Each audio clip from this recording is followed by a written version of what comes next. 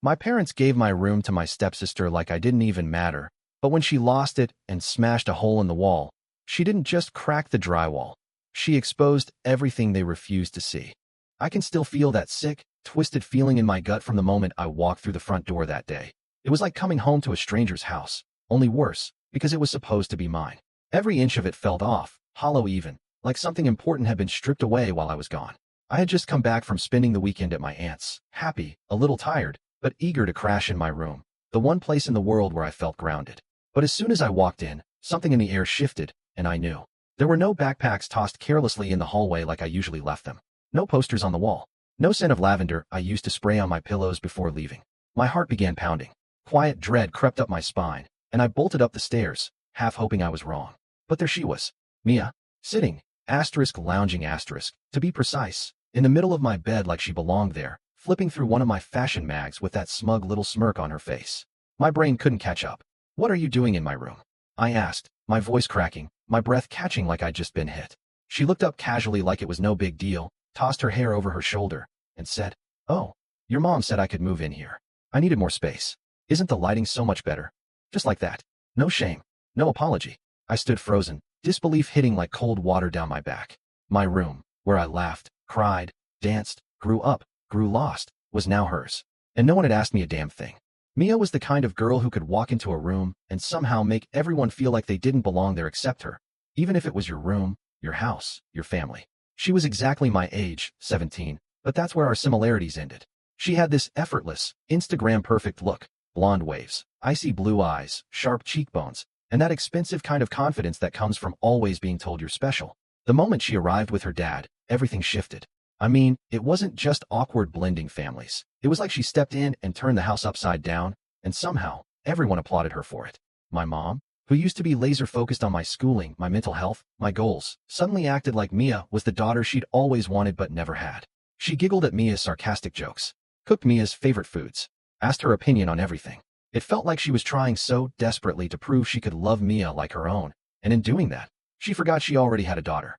My dad, he didn't object either. He tried to be neutral at first, but eventually, he just followed mom's lead. Anytime Mia wanted something, new clothes, a later curfew, the TV remote, it was handed to her. She was charming, sure, but it felt fake to me. Too calculated. Too smooth. She knew exactly how to flash that innocent look at the right moment, press exactly the right emotional buttons to get adults on her side. I tried to tell myself I was being irrational, maybe jealous, maybe just scared of the change. But the longer she stayed, the clearer it became. Mia wasn't here to become part of our family. She was here to replace me, and they were letting her. It was a Sunday afternoon when I came back from my aunt's house, still laughing to myself about a dumb movie we'd watched the night before, totally unaware that my world had shifted without my permission. I remember stepping inside and instantly noticing something small but strange. My dirty sneakers by the front door were gone. Not moved. Gone. I climbed the stairs, calling out to my mom, but there was no answer. As I turned the corner toward my room, my steps slowed. Something in my chest tightened, like my body already knew what my mind hadn't caught up to yet. The door to my room was slightly open, and I could hear someone humming. Not my voice, not my music. I pushed the door open wider, and there she was, Mia, sitting on my bed like she had always been there, legs crossed, scrolling through her phone, completely at ease. The walls were bare, all my posters, my fairy lights, gone. My desk was missing. My bookshelf, emptied. Instead, there were suitcases, makeup bags, piles of her clothes. Her perfume filled the air, that artificial vanilla scent she wore like armor. "What the hell are you doing?" I breathed out, somewhere between confused and furious, and she didn't even flinch. Just looked up at me like I was interrupting her dream life. "Oh hey," she said, completely unbothered. "Your mom said I could have this room. I mean, the lighting's way better in here, right?" That sentence knocked the wind out of me. Just like that, like it was no big deal. I was removed, evicted from the space I'd decorated, cried in, worked in, grown up in. As if it was some casual decision in a game of musical chairs. I didn't know it then, but that was the exact moment everything changed. I remember stomping down the stairs, my heart pounding so wildly I could barely breathe. It felt like I'd been slapped in the face, and I needed answers now. I found my mom in the kitchen, casually stirring soup, like she hadn't just shattered something sacred. "Why is Mia in my room?" I asked, the words trembling out of me. She didn't even turn around. Just said, "We thought it would be better this way." That word stabbed. "You thought it would be better to kick me out of my own room, and not even tell me?" I demanded, my voice cracking from the mix of rage and heartbreak. She finally stopped stirring and turned to look at me, her face calm, annoyingly composed. "Mia's had a hard time adjusting," she said. We want her to feel comfortable here. You've had that room for years. It's just a room, sweetie. Be a good sister. My mouth went dry. Just a room? Just a room? No. It's where I kept the journals full of thoughts I couldn't say out loud. The silly photo booth strips from middle school with my best friend. The art on the walls from my first school project that Mom used to be so proud of. That room wasn't just where I slept. It held my whole identity. But apparently, it didn't matter. I turned to my dad, who had walked in during the argument. He wouldn't even meet my eyes. It's not a big deal, he said softly, like he didn't want to upset the peace. But the peace was already broken, for me. The people who were supposed to protect and love me had watched someone else walk in and take what was mine, and they didn't lift a finger. That's when it hit me. They'd chosen her over me. After that day, everything started unraveling, like thread being yanked too hard from a sweater I didn't even realize was already falling apart. It wasn't about the room anymore, not really. It was everything else it symbolized. Suddenly, Mia's voice carried more weight than mine at every dinner conversation, every family decision, every moment that used to be ours. She decided what shows we watched together. She picked where we ordered takeout from, and when I tried to suggest something, anything, it was brushed off like background noise. She had only been in our lives for a handful of weeks, yet somehow, in that short span, she managed to plant herself right where I used to stand. I saw it every day. The way Mom lit up when Mia laughed at her stories, how she called her honey and sweetheart in the dreamy tone that used to be reserved for me. It felt like I was watching someone else live my life, like I had been benched in a game I trained my entire childhood to play. I started avoiding home after school. I'd go to the park, the library, even just sit outside on the steps just to delay walking through that front door and seeing her in my space, slitting off pieces of the life I used to have. My tiny new room, if you could even call it that, barely held my bed and desk. My clothes were crammed into the closet, meant for guest linens. None of it felt like mine. I stopped inviting friends over. I stopped talking at dinner. Silence became my only protest, hoping they'd notice the way I shrank every day. But they didn't. Everyone was too enchanted by her sparkle to notice I was fading right in front of them. I wasn't their daughter anymore. I was just there. It was slow at first, like erosion. You don't notice it's happening until suddenly there's a whole part of you missing, worn down by little things that didn't seem like a big deal at the time. But they added up. Every time I got home and something of mine had disappeared. Every time Mia breezed past me with that sugary sweet smile and called me sis, like we were best friends, I felt it. One day I went to grab one of my sketchbooks, completely filled with designs, drawings, songs even, and it was gone. I tore up what little remained in my corner of the house, only to find it days later in Mia's new vanity drawer, crumpled and half-buried under eyeshadow palettes. My name was written in marker right on the front. When I brought it to my mom, she barely even looked at it. I'm sure it was a mistake. Maybe it ended up there when we moved the rooms around. She mumbled, barely paying attention. Same story when some of my old jewelry somehow showed up in Mia's bathroom drawer, or my perfume disappeared from my nightstand and started showing up on her. And no matter how angry I got, how tightly I clenched my fists trying to speak through the lump in my throat, they just waved it off. They didn't want to see it. I started sleeping with my things in drawers I could lock. I started feeling like a guest in my own home, like I had to protect myself just to exist here. And the worst part? Mia knew exactly what she was doing. Every time something went missing or got borrowed, she'd look me dead in the eyes and smile. Innocent, empty-eyed, calculated. And every time I tried to speak up, it was like screaming into a soundproof wall. It happened late one night, and I almost didn't hear it. I was lying in bed, headphones on, volume low, trying to drown out the uncomfortable silence that had taken over my night since everything fell apart. The next morning, I didn't even wait to shower or eat. I marched straight into the living room, fists clenched, heart pounding like a war drum in my chest, the memory of Mia's voice still rattling in my head. I don't know what kind of reaction I expected from my parents. Shock, maybe, or shame. But looking back, I don't think I ever imagined how wrong it would feel to watch their faces twist into disbelief when I finally told them everything. I stood right there and said it all. How I heard Mia on the phone mocking them, laughing at how easy it was to manipulate them into giving her my room, my space, my life. How she bragged about lying, about playing sweet to win their affection, about calling me boring, pathetic, invisible. I was shaking with anger and more than that, desperation, praying they'd finally open their eyes and understand just how deep this went. But instead of outrage or even concern, my mom gave me a look so arrogant, so patronizing it nearly broke me. Mia wouldn't say that, she said calmly, almost like she was bored. She's been nothing but kind, and honestly, you've been acting jealous for weeks. Jealous? The word hit like a slap right across the face. I looked at my dad, pleading silently for backup, but he just shifted his eyes to the floor and gave the same weak shrug that told me everything. I was alone in this. My voice cracked when I said, I heard her, with my own ears. Do you really think I'd make that up? There was a beat of silence. My mom brushed past me like I wasn't even standing there. Just like that, it was done. They didn't believe me. Or worse, they just didn't care enough to try. It was a few nights later when everything finally snapped. Not with me yelling, not with another confrontation, but with something so loud and violent, it ripped through the quiet tension hanging in the house like a blade. I was up late pretending to do homework, though really, I was just staring at a blank document, numb and so tired of walking on eggshells. Then I heard it, this crack, so loud it made me flinch. A scream followed, sharp and furious. Then absolute, terrifying silence. My heart stopped. I ran out of my room just as my parents did the same, all of us drawn to the noise like moths to a fire. We stood outside what used to be my room, staring at the door. When they opened it, I couldn't believe what I saw. Mia stood in the middle of the room like a statue, panting, eyes blazing, while shards of drywall and plaster littered the floor beside a large, gaping hole in the wall. What she'd thrown, I couldn't tell. Maybe a lamp, maybe the phone she didn't get for her birthday. Who knows? But she'd lost it. No sweet smile. No innocent act. Just rage, violent, real, and ugly. My parents stared in silence, their faces pale, frozen in place. The golden child had cracked. Literally. She'd gone ballistic, in their eyes this time, not mine. I told you I didn't want the other phone.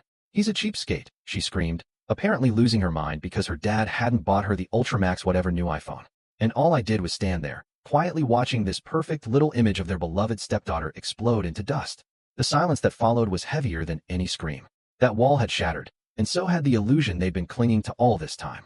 The room was a mess, bits of plaster everywhere, the lamp in pieces on the floor, furniture knocked sideways from the force of Mia's outburst, and right in the middle of it all, that jagged, gaping hole in the wall catching everyone's breath like we were standing in front of some kind of portal into a secret none of us were supposed to see. My dad reached out hesitantly to touch the edges of the damage, and flakes of drywall crumbled to the floor beneath his fingers.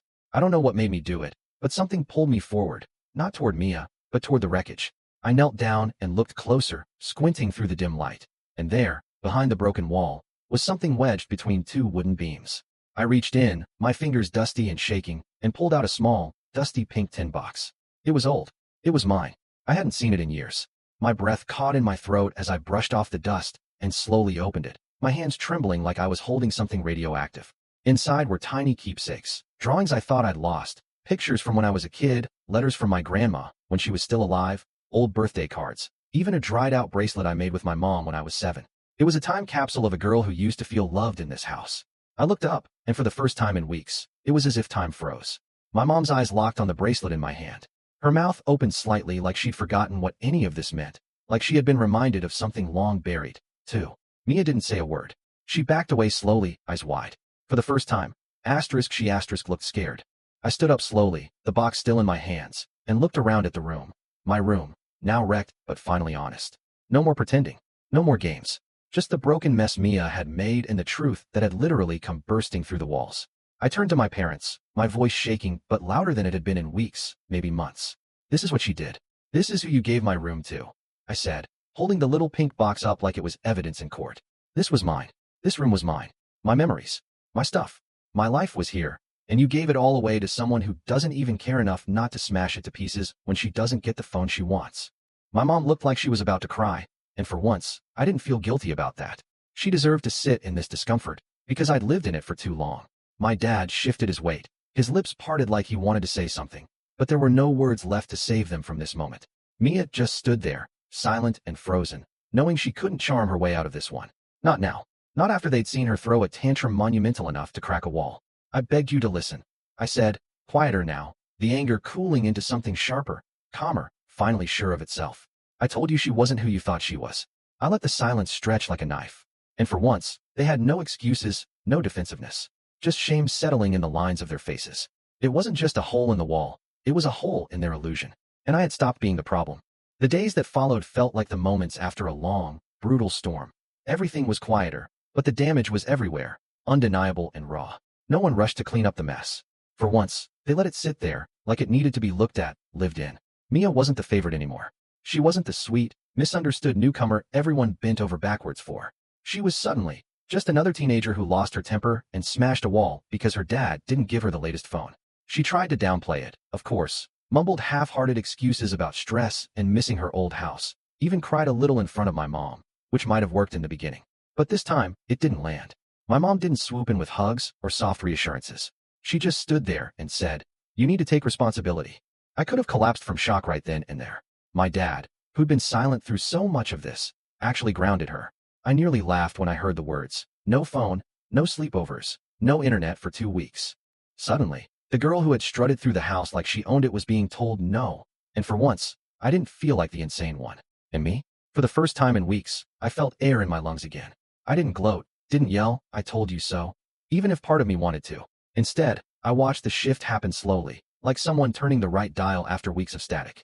My parents started seeing through Mia's act. They paused before agreeing with her. They started involving me in conversations again. And most of all, they finally started looking at me not like a jealous stepsister, but like a daughter they were suddenly realizing they'd been losing. Eventually, the conversation I never thought I'd hear finally came. Tentative, uncomfortable, but real. It was my mom who brought it up one quiet evening while I was doing homework on the couch, trying my best to act like I wasn't slowly rebuilding every broken piece of myself. She walked over slowly, placed a hand on the back of the couch like she wasn't sure if she was allowed to sit. "We're fixing the wall," she said softly, almost like asking permission. "And your room. If you want it back, it's yours." The words hit me harder than I expected. Not because I didn't want it. God, I ached for it. But because I didn't trust it. For so long, they had cast me aside, chosen her comfort over my well-being. And suddenly now I was being handed the thing they tore away without a second thought. But I looked into her eyes and saw something I hadn't seen in a long time. Remorse. Not pity. Not shame. Just a real, quiet understanding that she'd messed up and was trying to fix what she could. I nodded, not trusting myself to say much. The truth was, there was no going back to what that room used to mean. It had cracks in the wall now, literal and emotional, and every memory in it had been touched by betrayal. But it was still mine. It had always been mine. A week later, the painters came to fix the hole, and my dad helped patch the floors. They even brought out a box of my old decorations from the attic, things I didn't even know they'd kept. When I stepped back into the room, my room, freshly painted, still smelling like plaster and dust, I felt something I hadn't felt in a long time. Not victory, not revenge, but belonging. Quiet, steady, deserved. It wasn't like flipping a switch. Just because I had my room back didn't mean everything instantly felt better, or that the hurt had disappeared overnight. There were still moments I'd sit on my bed, surrounded by freshly painted walls and old memories, and wonder how the people I trusted most had ever let it get that far. But something had changed, not just in the room, but in the air of the house. It felt heavier in a good way, not empty, but full of things that had finally been said, truths that couldn't be shoved under the rug anymore. My mom started showing up differently. It wasn't grand gestures or trying too hard. It was small, quiet things, like knocking before entering, asking how my day was instead of just asking what Mia wanted for dinner. She started bringing back Saturday pancake breakfasts, something we hadn't done since before the wedding, and sat next to me even if it meant Mia sat alone scrolling on her phone. My dad started checking in more too, awkwardly at first, but I could see he was trying, helping me rehang my photos, even offering to repaint the closet whatever color I wanted again, like it was some small way to erase all the silence he had stood in before. And Mia? She kept her distance, for the most part. She didn't try to talk to me much, probably because she knew it wasn't going to work. The mask had shattered. Whatever hold she had on them had loosened. And while we weren't exactly enemies, there was a quiet truce now, fueled by caution, not friendship.